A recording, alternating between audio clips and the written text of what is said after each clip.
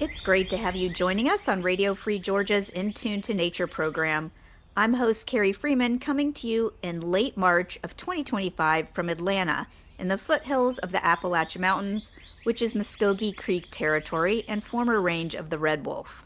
Today, we're going to be talking about what some are calling the egg crisis of high prices and low supply of commercial hens' eggs.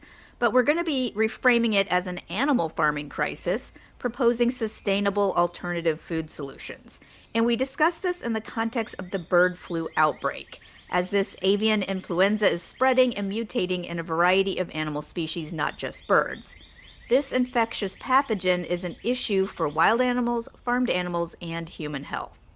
Joining me to discuss this is Dr. Jennifer Molidor, Senior Food Campaigner at the Center for Biological Diversity. She and I just co-authored an op-ed column that we are trying to get published titled "The Solution to the Egg Crisis is Right in Front of Us." Let me tell you a bit about her and the organization. At the nonprofit Center for Biological Diversity, their mission is saving life on Earth. I love that. They believe that the welfare of human beings is deeply linked to nature, to the existence in our world of a vast diversity of wild animals and plants. They work through science, law, and creative media with a focus on protecting the lands, waters, and climate that species need to survive. The website is biologicaldiversity.org. Our guest is Dr. Jennifer Molidor. Jennifer is the senior food campaigner leading sustainable food initiatives, including the Take Extinction Off Your Plate campaign.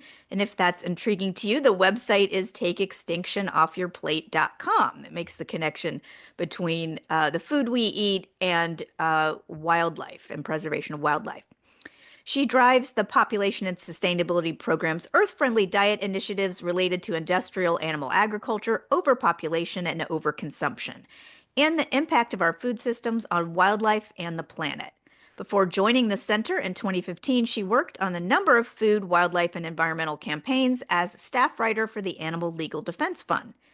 She holds a PhD from the University of Notre Dame and taught for many years as a professor at Kansas State University and San Francisco State University. Welcome, Jennifer. Thanks, Gary. It's great to be here. Well, Jennifer, when I contacted you with the idea that we were going to co-author an op-ed reframing the egg crisis, you were already wanting to write something.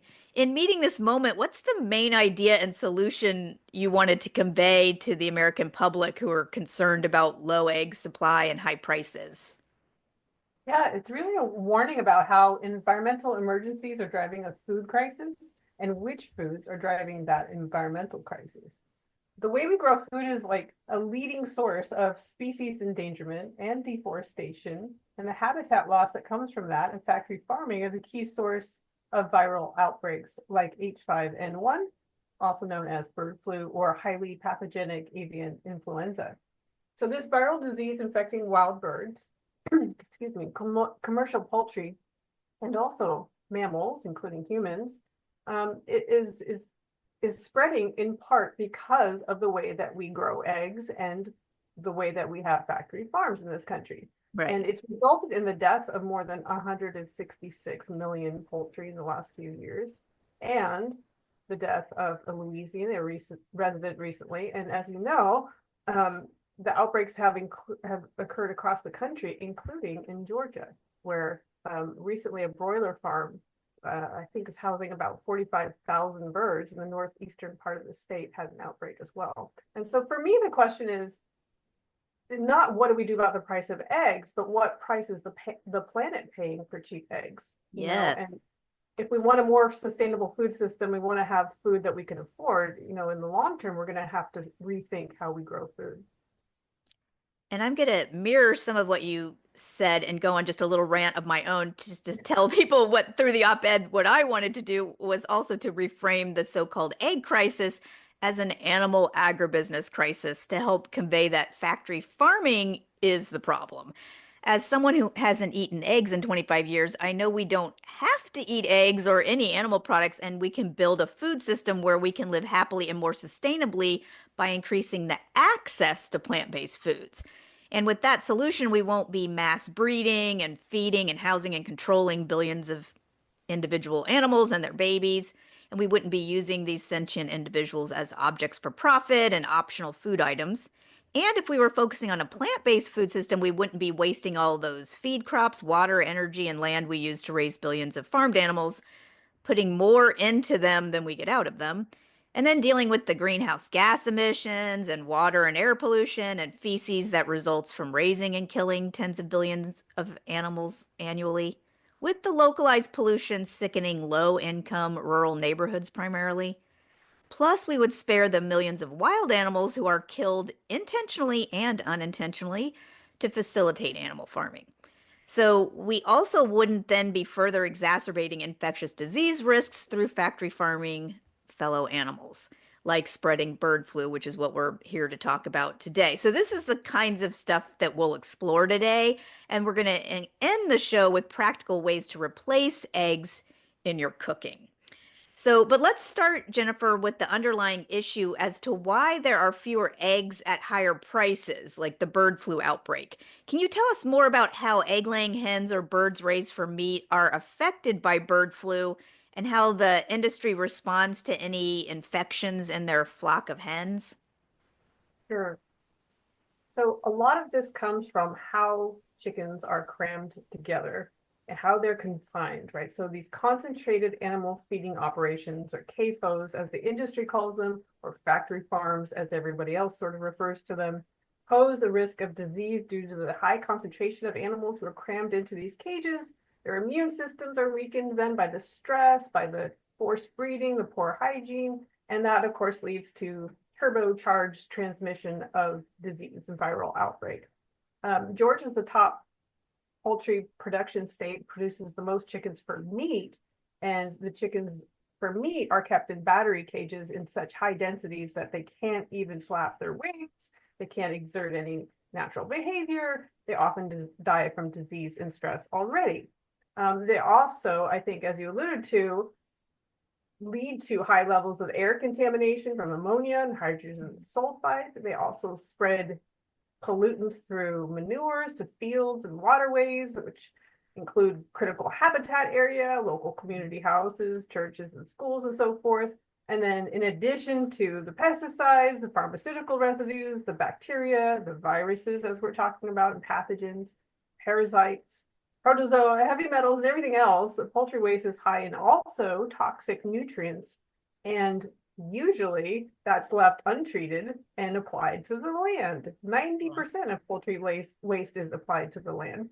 So that doesn't put us in a good position, right?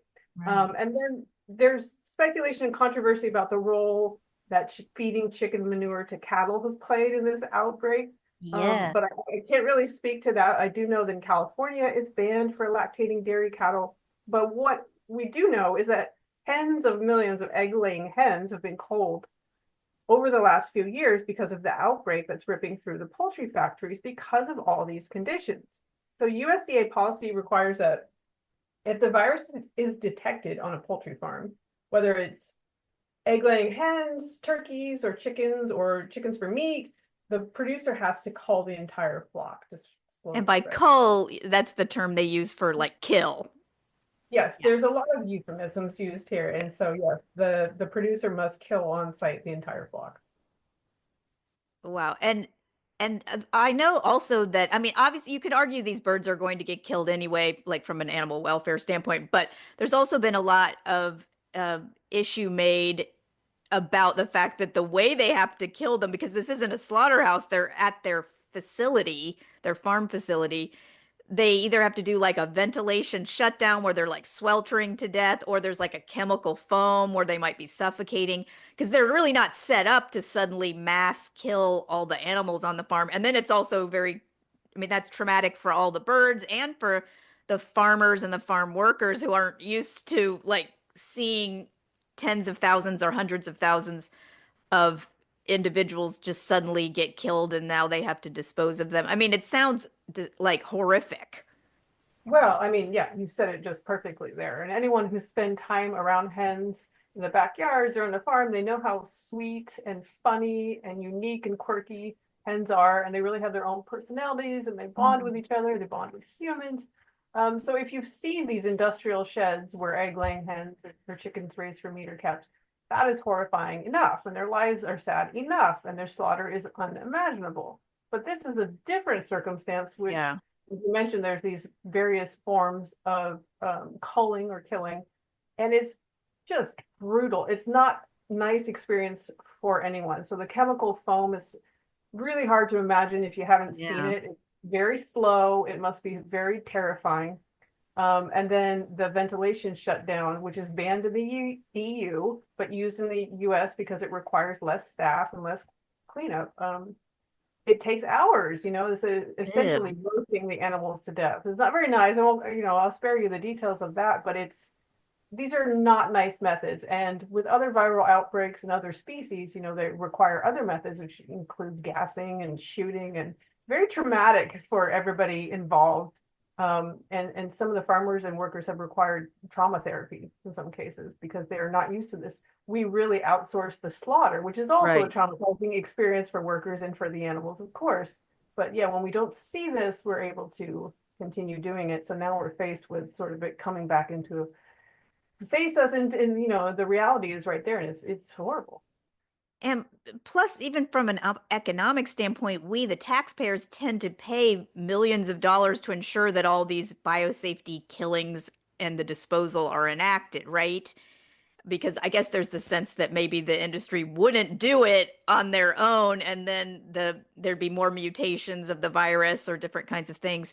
And so it's kind of like a government bailout in terms of, even though they're killing the flocks, but they're reimbursing the farmers for that loss with our tax money.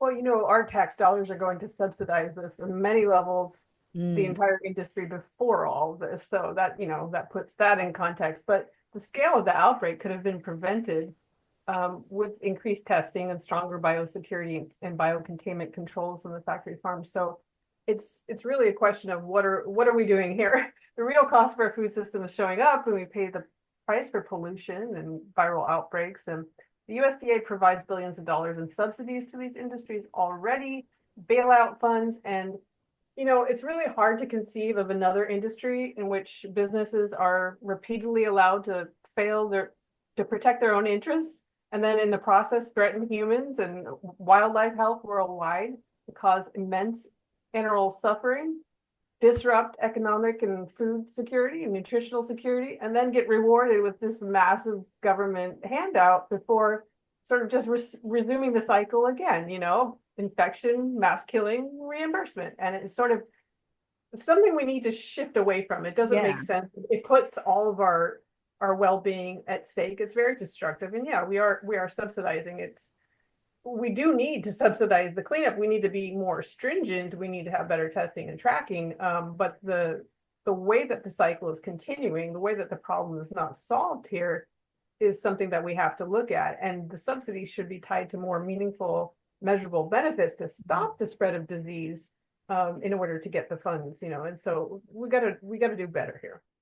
And I remember that Senator Cory Booker's Industrial Agriculture Accountability Act, which was going to be part of the Farm Bill if it was ever passed, tries to have the industry pay for more of their own issues when there's problems related to infectious disease. And I don't know if that would mean like maybe taxing them and then like using the money that we collect from that to put back into the safety issues or not, but just to take the burden off the American taxpayer. But so I'd like to just bring that issue up because it is a form of corporate welfare that just doesn't get talked about a lot. Everybody talks about welfare in terms of the individual, but not the corporation.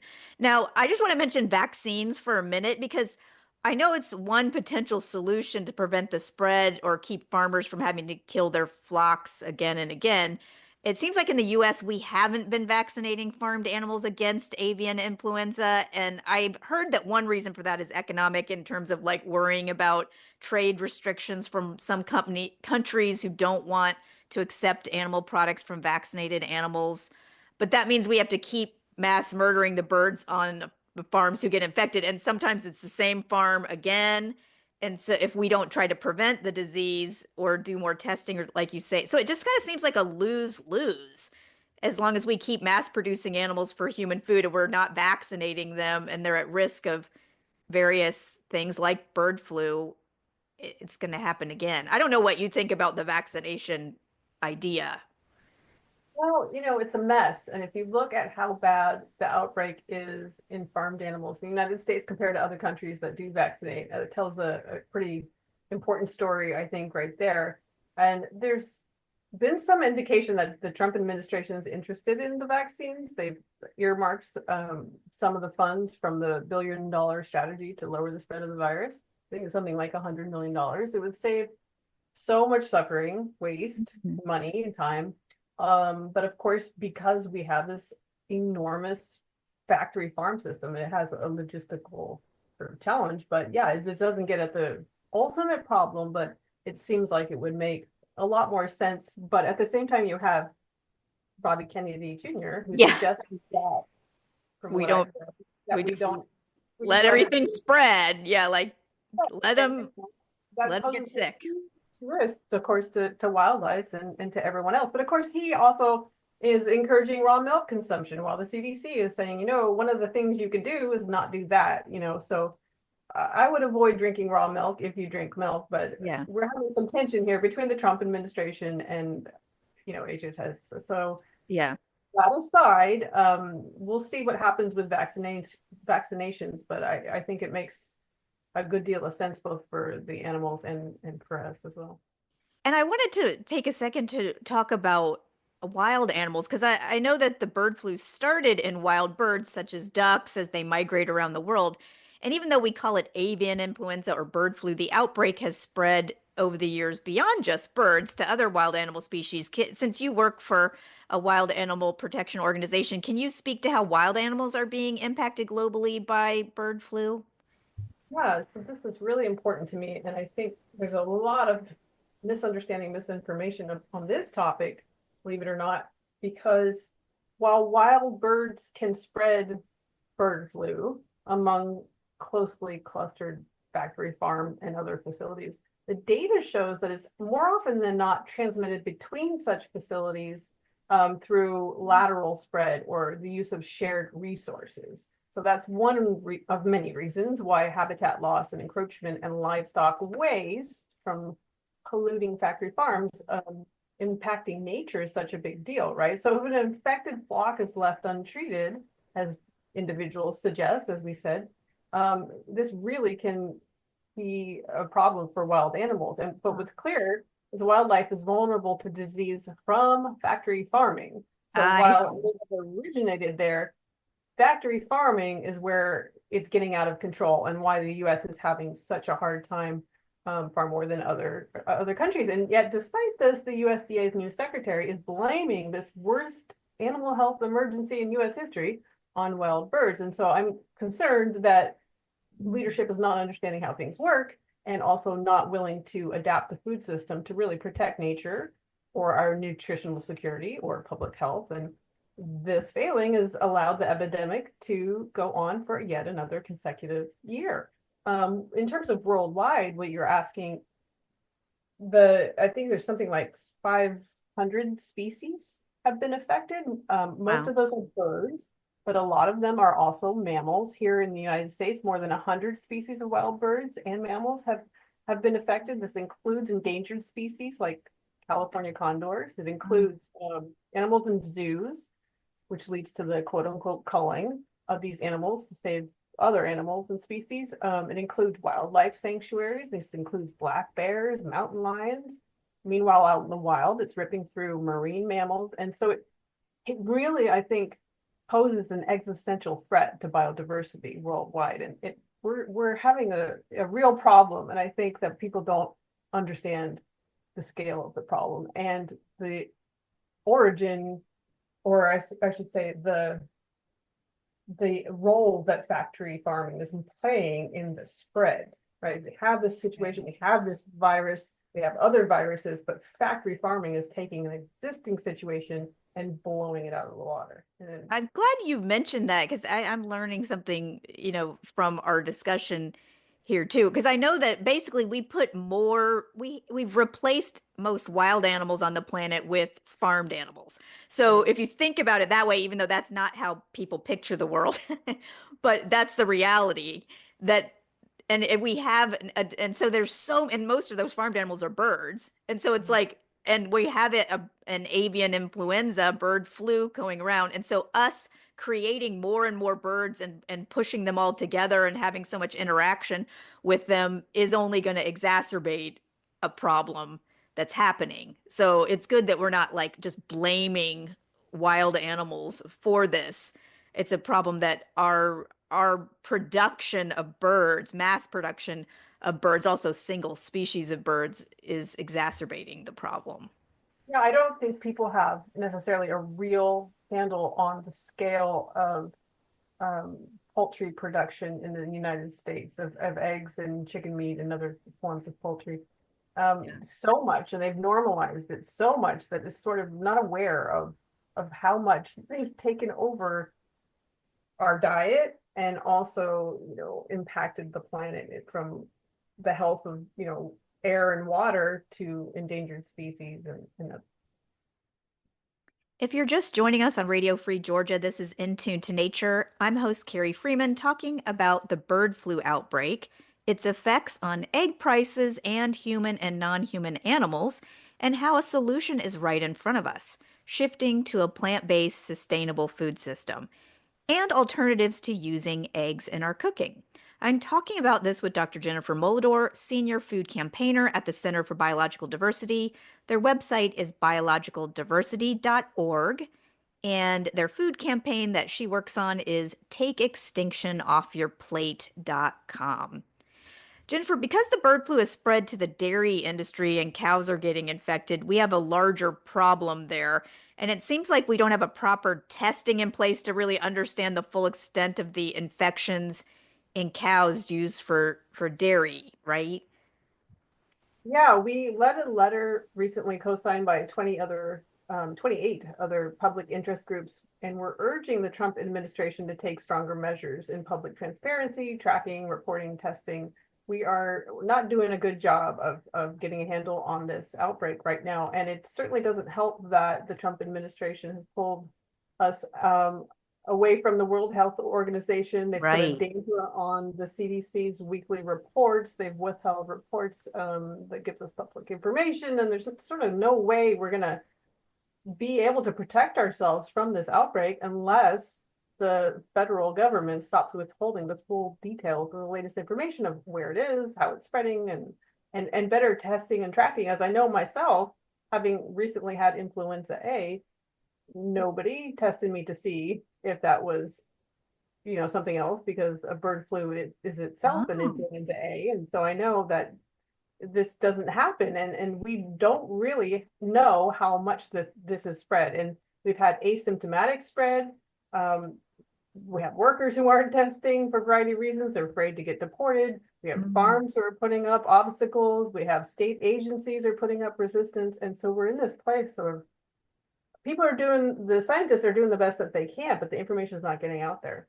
There's a lot of denial, or maybe there's an incentive to deny it because if your farm or yourself you're shown to have it, then you suddenly become, yeah, a place of scrutiny. But I know that there's now like mammal to mammal transmission related, like cows to humans. So it does seem like the times where there's crossover of bird flu into the human population, it seems to be more recently it's people who are working with cows in the dairy industry. And that really is scary to me as the bird flu strain continues to mutate and strengthen. Like, I'm afraid, and a lot of people are, I imagine that it could be the source of our next human pandemic since COVID. I mean, for sure, researchers have been saying for a long time that the next pandemic is likely going to come from factory farming. And the most people who have got it in the United States have been working on dairy farms. That's the majority of US cases. There's a couple of unknown origins. I think there's one in Missouri. There's a couple of children in the Bay Area who have Oh. since recovered, but they were suspected of consuming raw milk, I believe. I'm not sure if that's been confirmed. The strain we see in dairy cows is the B313 genotype. So that's different than the subtype that we see in wild birds, which has had more drastic impacts.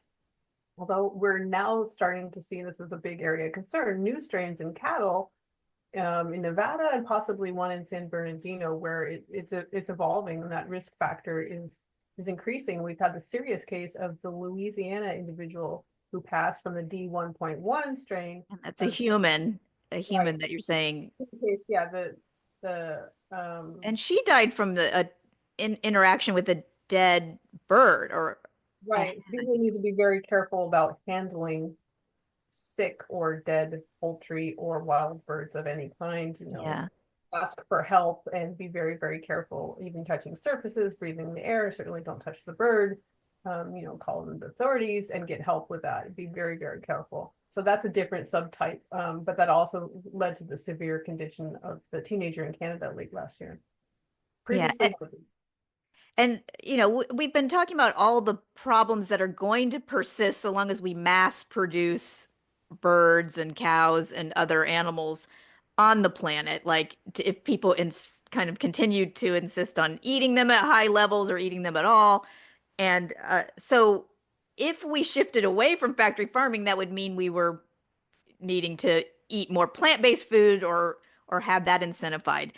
Um, Jennifer, as a senior food campaigner at an environmental organization, what have you determined are some ways that the government or institutions could help us shift towards a more sustainable, plant-based food system and move away from factory farming? Like, what would it take to make it easier for us as consumers to have access to better quality food that's better for our environment and for other animals? yeah, so in terms of institutions, food service, they can support plant-based by default menus. Right now we have meat-based, meat by default menus where people can opt into a sort of vegan, vegetarian, or plant-based option. We should do the reverse of that. And that is shown to really increase people able to get more fiber and vegetables and healthy food, and really emphasizing plant-based items in procurement so we can have this sort of just transition. We should support farmers in making that transition as well. And then for diet, I'm biased because I love lentils, but foods like lentils and Yeah. beans are full of protein, and then they're also full of fiber, which most people don't get enough of, and you can't get from meat and dairy products. They're shelf stable, Yeah. they're cheaper, they're healthier, they're more climate friendly, and they're not pumped full of growth hormones like factory farmed animals are. Yeah. So yeah, let's modernize our menus and our food service and our policies and our own habits. We don't all have to be vegan. Every change helps. Like, let's shift away from this ridiculous, barbaric overconsumption of meat. So, for example, of an institutional policy, we're really supporting school food, like healthy school meals for all Yeah. children. I know it's on the chopping block right now, but we, instead of taking food away from children, particularly food insecure children, we should improve the food. We should make it healthier. We should make it free. We should make it wildlife friendly food. So we just released a wildlife friendly guide to sustainable school food. That's a mouthful, Oh, but it, cool. it is aimed to help schools, parents, students, staff policy and build a wide wildlife friendly culture in schools so that they can connect cafeteria menus with the classroom lessons to the campus and wildlife friendly school gardens. So that kind of is an example of an institutional shift. And then for Can people government, find that at the Take Extinction Off Your Plate .com website, the yeah, wildlife friendly school information you were talking about?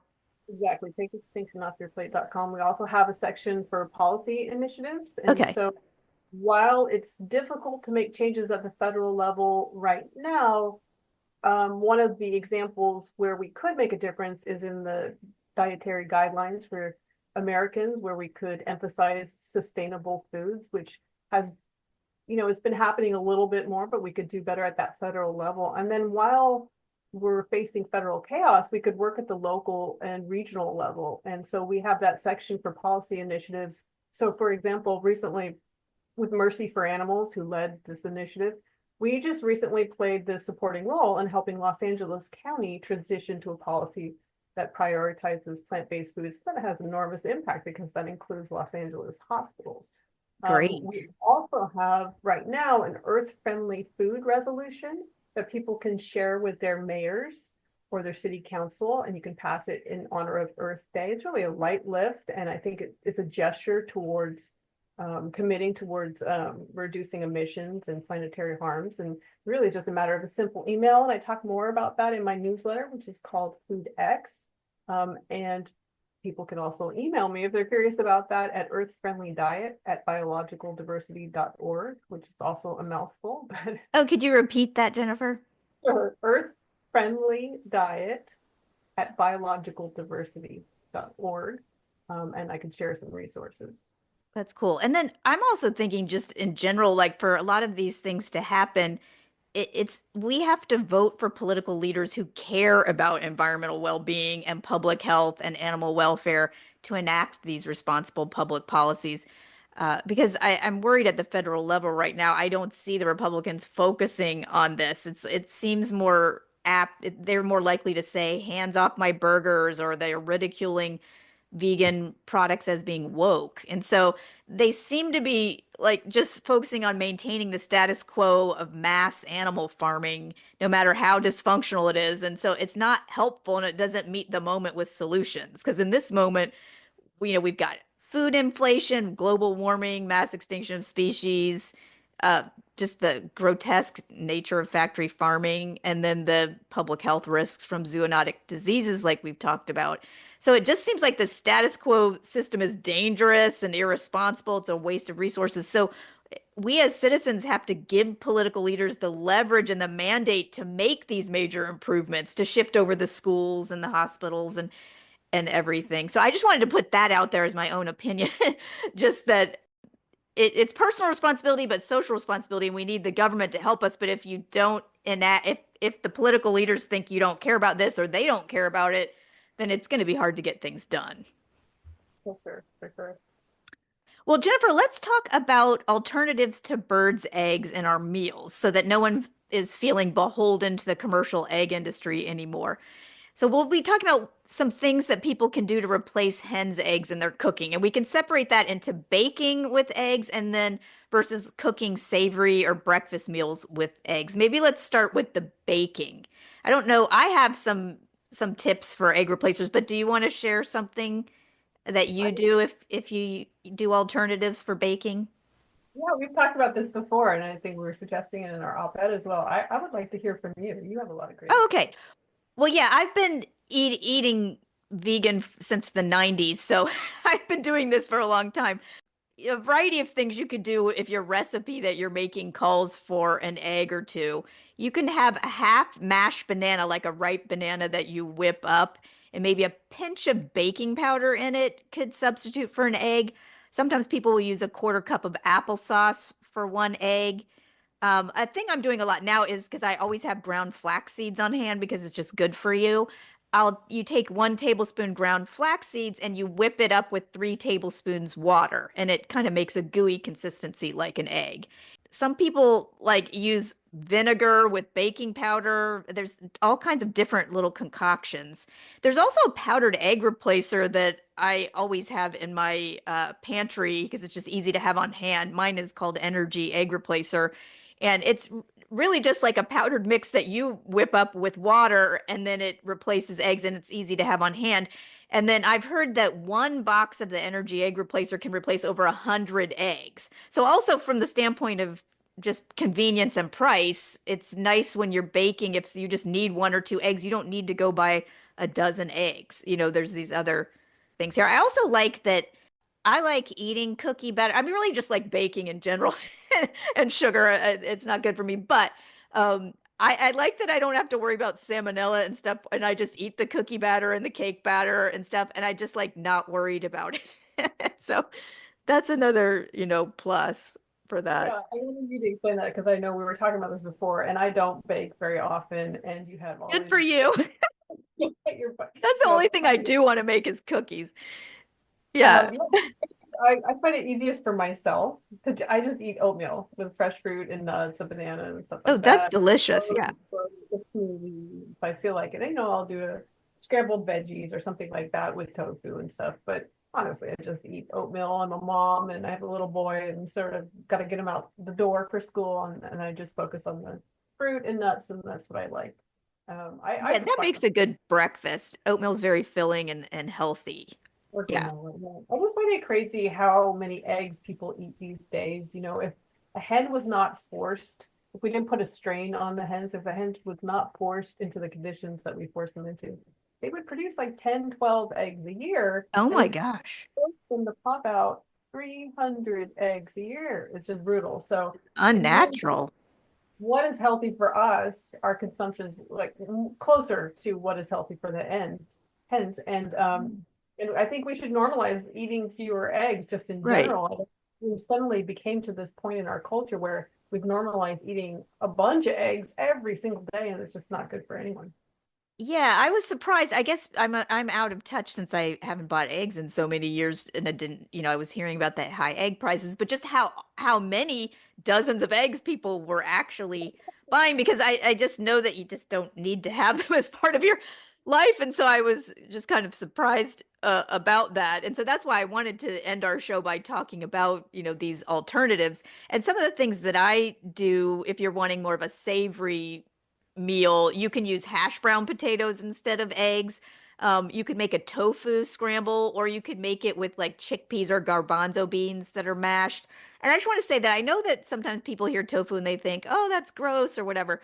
But I just want people to take a minute and think about the fact that eggs are gross. Like literally, they're gross. I mean, if you really spend much time knowing like where do they come from, a lot of vegan people like to refer to them as menstrual products of hens, but that may be a little bit taking it too far. But the idea is like we can get used to eating some different things, and some of the things we're used to eating, if we think about it, may be kind of gross in their own way. So, and tofu is actually just very plain, and so it becomes more interesting with like the seasonings you put in there, and then whatever I make a scramble, whether it's with tofu or I sometimes use that Just Egg product, which is a vegan egg alternative made from mung beans, and you can pour it. It comes in a little carton and you can pour it and make an omelet like eggs. But I like to add in cherry tomatoes and onions and spinach and like maybe some vegan cheese or nutritional yeast and salt and pepper and stuff. So you make it more nutritious and interesting anyway. So even if the tofu is plain, you jazz it up. Well, I have a secret, for people who are interested in working out and protein and making sure that they get their protein and they think maybe they're not familiar with tofu or it seems kind of weird. Here's a little secret: add tofu to your smoothie, your protein shake. Yes, I've started doing that too. To your smoothie packs so much protein in there and you can't taste it, right? You're Right. tasting your food or whatever else you put in there, but now you've just doubled your protein. It's really so powerful and so easy. Oh yeah, Um, I like that idea. yeah. Have tofu on hand to just mix in your smoothie. You can put so much good stuff in those smoothies. Um, and yeah, that's kind of a daily thing for me. I love smoothies. I also just wanted to mention that mayonnaise is made of eggs, but there's vegan mayo out there too. I'm not that into mayo, but a lot of it now would be made with oil instead of eggs. And so you can make like what is like a chicken salad sandwich or an egg salad sandwich with alternatives with a vegan mayo and like veggie chicken or just like chickpeas. Then you mix in a little vegan mayo, and then you can add cranberries, pickles, red onions, celery, mustard, and then salt and pepper and poultry seasoning. I think you'd be surprised that you can have something that tastes really awesome and familiar, but doesn't use any animal products. Yeah, the mayo tastes the same. You can't tell the difference Yeah, at all. yeah, Now you've driven down your cholesterol, so it's right. really not. Yeah. Okay, well, we need to wrap up, but Jennifer, for any of our listeners that want to get involved in helping to shift the U.S. towards a more sustainable food system, like away from factory farming, so that it's better for human and non-human animals, what would you suggest for them as consumers and citizens? Well, just give a shout out again that on takeextinctionoffyourplate.com, I am really creating through the Center for Biological Diversity lots of actions that people can take to get involved in their communities. And right now, I would say, as we're frustrated with the chaos of the federal government, really focus on building mutual aid, community contacts, community support, community-based agriculture, looking at your diet and thinking like, let me start with one area, if it's eggs, it's eggs, if it's something else, where you want it to be more sustainable, you want it to be more humane, you want it to be healthier for you. And usually, fortunately, the answer is the sort of the same, that what is more sustainable and healthy for you and humane is usually the same types of food. And try, once a day or one meal a day or one day a week and take these actions. But focusing on the community level and checking out the resources that we've shared, I think is the first step. And you mentioned, I want you to mention again, you mentioned something about like there's an earth-friendly diet pledge that people could give to their mayors or something like that. Yes, oh my goodness, it's the Earth Friendly Food Resolution Okay. for day. And so it's available to share with mayors or city councils. Okay. Resolutions are easy lifts to pass, and I think it's a really great way to signal that your community is interested in earth-friendly action. Yeah. And then you had also like in the school systems, like if you have kids in school, there's also the wildlife friendly School diet. diets, or food systems and meal plans, which wildlife friendly would also be climate friendly and, so as well. And I think that's good if we worry that at the federal level we're not going to get the support we want, we have to work at the local level to do things and the personal level. That's great. Well, that's the end of our show, but I want to thank you, Dr. Jennifer Molidor, for being with us on Radio Free Georgia's In Tune to Nature program. Thanks for the work that you and your team at the Center for Biological Diversity do protecting all living beings and our shared habitats, and for recognizing the integral role that agribusiness and human food systems play in wildlife protection and also in public health. Thanks for having me. And to our listeners, thank you for tuning in to In Tune to Nature, broadcasting every Wednesday. It used to be at 6:30 p.m., but now it's an hour show starting at 6 p.m. It's online at wrfg.org streaming at that time, and it's also on Atlanta radio station 89.3 FM. We post action items, news, and podcasts on the show's website, facebook.com/intune-to-nature, or you can check out our page at wrfg.org/intune-to-nature. The views and opinions expressed on this show do not necessarily reflect those of WRFG, its board, staff, or volunteers. I'm one of those volunteers. I'm host Carrie Freeman, asking you to please support independent, non-commercial media like Radio Free Georgia by donating at wrfg.org, like I do. Independent progressive media needs our support more than ever. Remember to take care of yourself and others, including other species. Thanks for listening. Cheers.